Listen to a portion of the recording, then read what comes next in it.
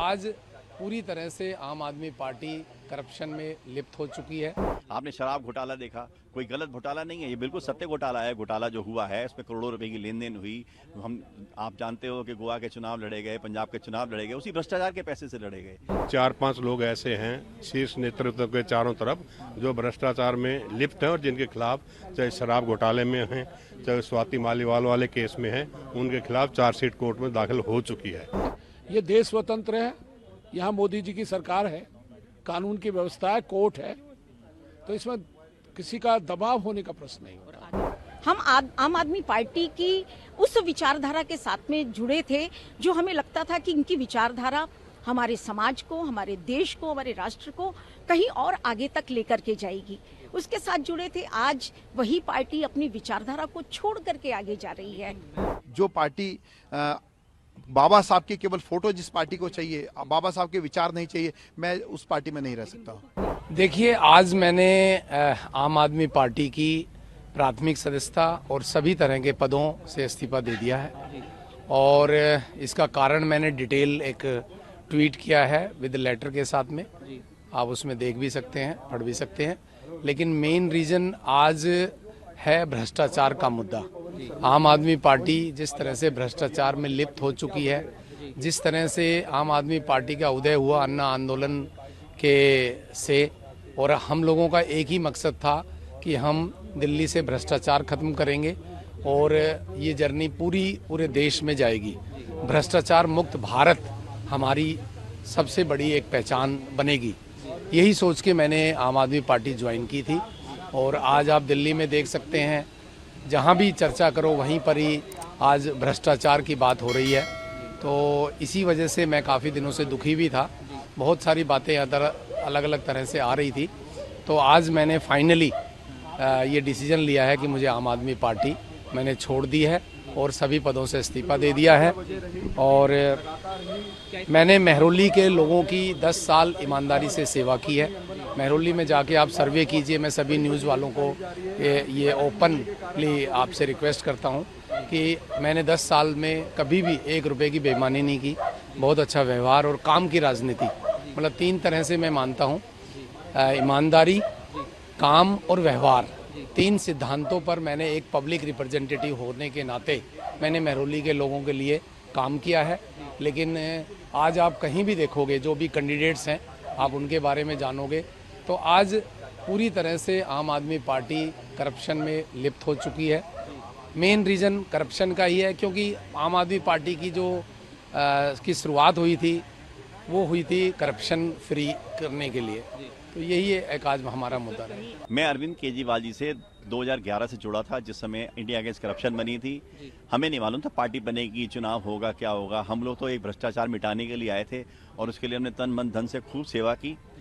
Party भी election में हमने संगठन बनाया, संगठन बनाने के बाद चुनाव लड़े, आम आदमी पार्टी बनी और उस समय बहुत बढ़िया तरीके से चलने लगा। लोगों को विश्वास होने लगा कि हाँ, यही पार्टी है जो भ्रष्टाचार मिटा सकती है, यही पार्टी है जो देश के अंदर एक अच्छी व्यवस्था को ला सकती है। और हम साफ कहते थे हम राजनीति करने नहीं आए, हम व्यवस्था परिवर्तन करने आए हैं। लेकिन इस बार हमने देखा कि बहुत ही बुरा हाल हुआ। व्यवस्था ऐसी बदली कि भ्रष्टाचार जिसके लिए हम लड़ते थे, आज हम खुद ही भ्रष्टाचार के दलदल में घुस गए। आपने शराब घोटाला देखा, कोई गलत घोटाला नहीं है, ये बिल्कुल सत्य घोटाला है। घोटाला जो हुआ है इसमें करोड़ों रुपए की लेन देन हुई। आप जानते हो कि गोवा के चुनाव लड़े गए, पंजाब के चुनाव लड़े गए, उसी भ्रष्टाचार के पैसे से लड़े गए।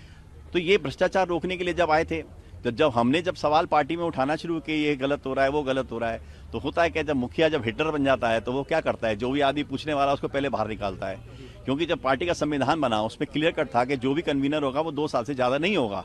लेकिन अरविंद केजरीवाल जी ने वो बदल दिया। उसमें था किसी बिल्डर को टिकट नहीं देंगे, किसी भ्रष्टाचारी को टिकट नहीं देंगे, जिसपे केस होगा उसका टिकट नहीं देंगे। आज आप उठा के देखो, हमारे यहाँ 40 से ज़्यादा लोग हैं जिनके ऊपर केस चल रहे हैं, जिसपे किसी पे रेप का केस है, किसी पे मर्डर का केस है। तो पार्टी एकदम बदल गई। जब बदल गई तो हम जिस भ्रष्टाचार को रोकने आए थे, तो हम लोगों का बहुत दिन से चल रहा था कि हम लोग गलत जगह चले गए हैं, गलत जगह आ गए, हम लोग सुधार करने आए थे। लेकिन आज सुधार ना होकर उल्टा काम चल रहा है। अन्ना हजारे भी कहते थे कि ये राजनीति जो है दलदल है, इसमें जाओगे तो धंस जाओगे। लेकिन अन्ना जी के, अरविंद जी ने साफ कहना था कि हम दलदल उतरेंगे तभी गंदगी में उतरेंगे, तभी गंदगी साफ होगी। लेकिन जिस तरीके से एमसीडी के अंदर हमने देखा काम हो नहीं रहे, पैसा लूटा जा रहा है, धन लूटा जा रहा है, कूड़े के ढेर लग रहे हैं, और पिछले सालों में तो ये हालत रही कि हम लोग एक शिवर की लाइन डालने के लिए बोलते थे पैसा नहीं है, हम पानी की लाइन डालनी है पैसा नहीं है, गंदा पानी आ रहा है पैसा नहीं है। जब सरकार के पास पैसा नहीं है तो आप फ्री बांटने के लिए नया 2100 का ले आए, 18,000 ले आए, 5,000 देंगे उसको, ये देंगे। ये केवल एक झूठ का पुलिंदा अरविंद केजरीवाल लेके आए हैं और झूठ के आधार पर उन्होंने राजनीति शुरू करी इसकी। और देश को अगर डुबाना है तो फ्री बांटते चले जाओ, वो हालात हो गए। हमारा जो टिकट काटने की बात अगर आप करते हैं तो 9 दिसंबर को लिस्ट आई और आज 31 जनवरी है। तो इस बीच हमने विचार विमर्श किया और हमने ये असेस किया कि आम आदमी पार्टी जिस विचारधारा के साथ आई थी उससे कहीं दूर चली गई है। आज सभी तरफों से सभी चारों हर लोग, प्रत्येक व्यक्ति ये कह रहा है कि आम आदमी भ्रष्टाचार में लिप्त है, घिरी हुई है। और ये बात सही है कि कुछ 4-5 लोग ऐसे हैं शीर्ष नेतृत्व के चारों तरफ जो भ्रष्टाचार में लिप्त हैं और जिनके खिलाफ चाहे शराब घोटाले में हैं, चाहे स्वाति मालीवाल वाले केस में हैं, उनके खिलाफ चार्जशीट कोर्ट में दाखिल हो चुकी है। तो ऐसे लोग आज पार्टी को गवर्न कर रहे हैं और वही सारे डिसीजन ले रहे हैं। शायद अरविंद केजरीवाल जी जो है उनकी बात ज़्यादा सुनते हैं, दूसरे लोगों की बात नहीं सुनते। और पिछले कुछ 1 महीने में जो हमने चुनाव प्रचार देखा, आम आदमी पार्टी का चुनाव प्रचार इतना निम्न स्तर का हो गया कि छोटी छोटी बातों में जात पात पे आना, यमुना में जहर के पानी की बात करना, ऐसी बातें हैं जिससे लोगों को डराया जा रहा है, धमकाया जा रहा है कि भाई कि तुम अगर हमें वोट नहीं दोगे तो तुम पता नहीं दुनिया में रह पाओगे नहीं रह पाओगे। अरविंद केजरीवाल जी एक बार बात करते हैं कि मैंने दिल्ली में बिजली फ्री कर दी, तो फिर बिजली के बिल क्यों आते हैं लोगों के? फिर तो बिल आने ही नहीं चाहिए। वो ये कभी नहीं कहेंगे कि मैंने बिजली 200 यूनिट फ्री की है, बस एक लाइन कहेंगे कि मैंने दिल्ली में बिजली फ्री कर दी। फिर वो कहेंगे मैं 24 घंटे बिजली देता हूँ। आप चले जाइए रंगपुरी पहाड़ी पे, आज भी 4 से 5 घंटे का पावर कट है, आज सर्दियों के मौसम में भी। तो ये सब झूठा प्रोपगेंडा है। और अब आप कोई हमें कह सकता है कि फिर आप 5 साल इस पार्टी में क्यों रहे? हमें मालूम था कि अगर हम इस पार्टी के साथ मिलकर नहीं चले 5 साल तो हमारे इलाके में कोई काम नहीं हो पाएगा। आज हमारे एरिया में कोई आदमी ये नहीं कहता कि काम नहीं हुआ। हाँ, जिस आदमी को हमारे बदले में टिकट दिया गया है उसकी क्रेडिबिलिटी देखें। आज वो आदमी चुनाव हार रहा है, उसका चुनाव उठ नहीं रह पा क्योंकि उसे क्रिमिनल बैकग्राउंड है। तो ऐसे लोगों को टिकट दिया है जो टिकट के लिए डिजर्व नहीं करते थे। हम किसी लालच में हमने आज रेजिग्नेशन नहीं दिया, बट हम ऐसी पार्टी का हिस्सा आगे नहीं बनना चाहते जो भ्रष्टाचार में व्याप्त हो। हमने बहुत दिन सोचा, टिकट नहीं मिली, उसके बाद भी लगभग 1.5 महीने से हम इस पार्टी के साथ हैं। पर अब चूंकि जिन लोगों को पार्टी ने टिकट दी है, 20-22 लोग, अब उनकी परफॉर्मेंस, पार्टी की परफॉर्मेंस और टोटलिटी ऑफ सर्कमस्टांसेस से ऐसे लगता है कि वाकई पार्टी ने गलती की है। और अगर पार्टी ने गलती की है तो पार्टी अपने उन सिद्धांतों से, उन आदर्शों से दूर होती चली जा रही है और ऐसे में फिर पार्टी के साथ रहने का मन नहीं कर रहा।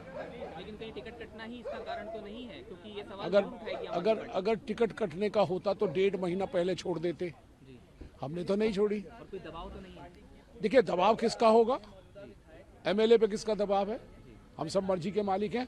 ये देश स्वतंत्र है, यहाँ मोदी जी की सरकार है, कानून की व्यवस्था है, कोर्ट है, तो इसमें किसी का दबाव होने का प्रश्न नहीं होता।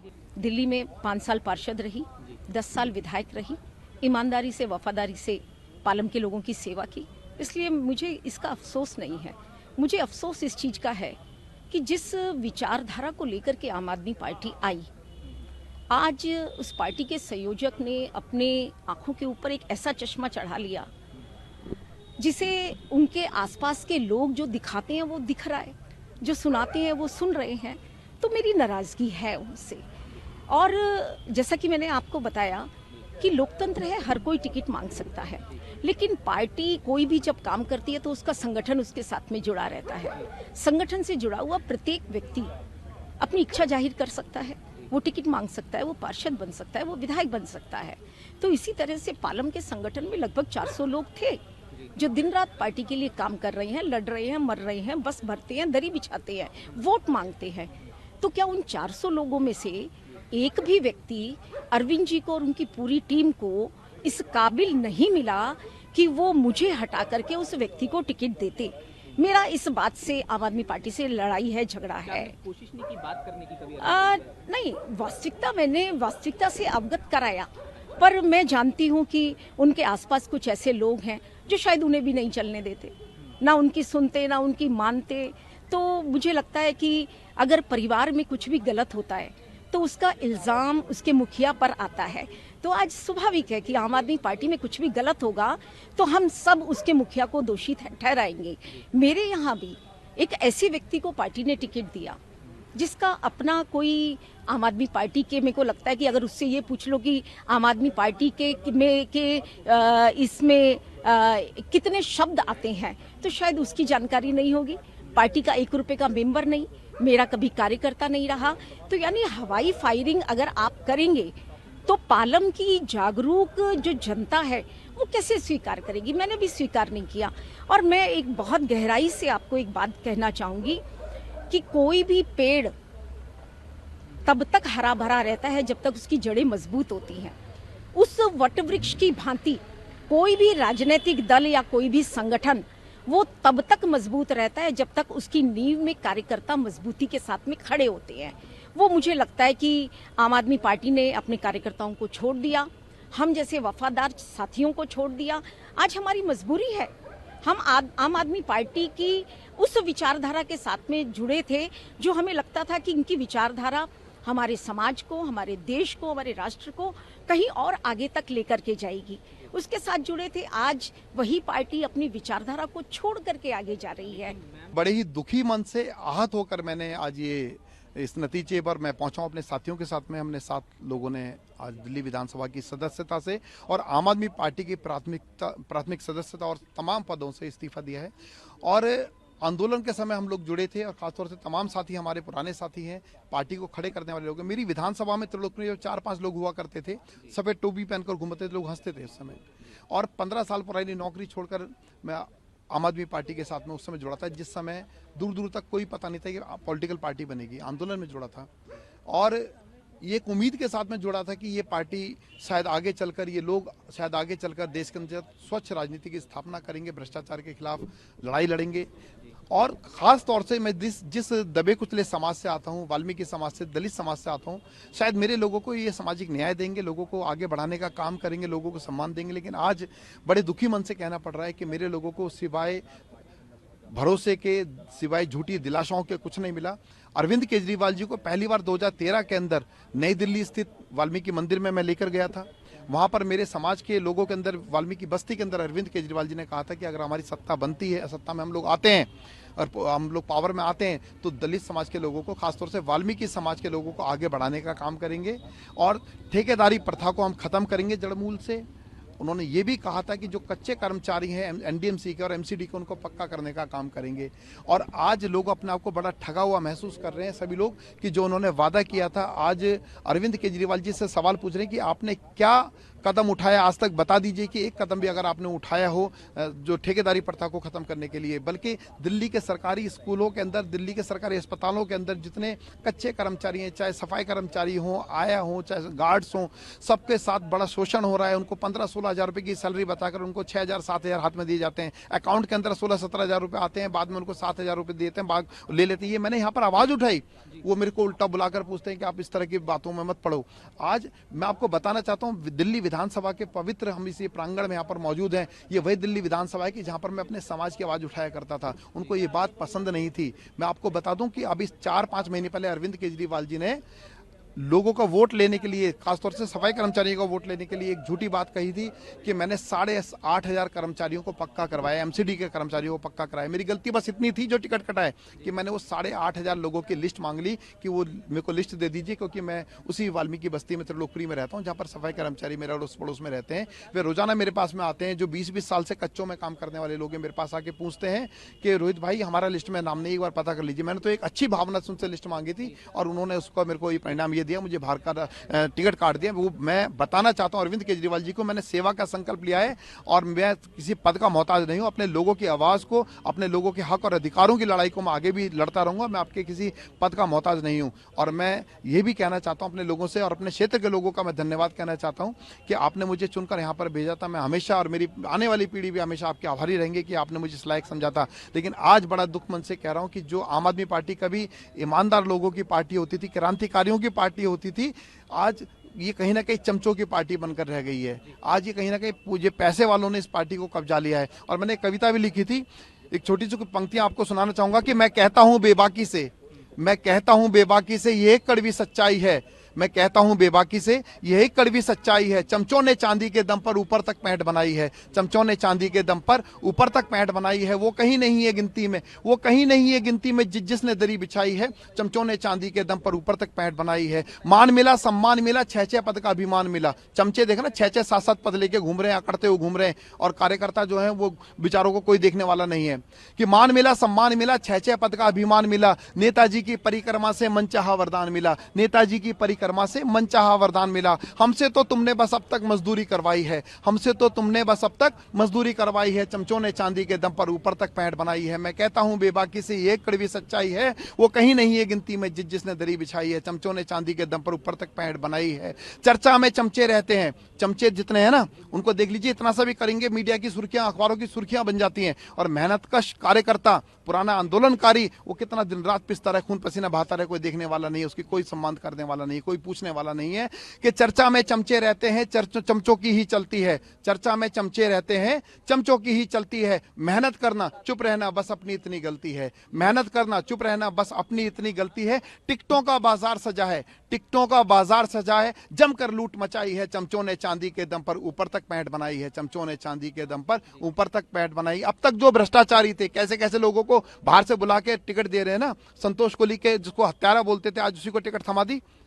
आज संतोष कोहली की आत्मा भी धिक्कारती होगी। अब तक जो भ्रष्टाचारी थे, जिनको राशन माफिया बोलते थे, भू माफिया बोलते थे, अब तक जो भ्रष्टाचारी थे, अब तक जो भ्रष्टाचारी थे, रिश्वत घूस की बीमारी थे, किस मजबूरी के चलते फिर उनसे पींग बढ़ाई है, किस मजबूरी के चलते फिर उनसे पींग बढ़ाई है। चमचों ने चांदी के दम पर ऊपर तक पैंट बनाई है। मैं कहता हूं बेबाकी से, यह कड़वी सच्चाई है। चमचों ने चांदी के दम पर ऊपर तक पैंट बनाई है। चमचों ने चांदी के दम पर।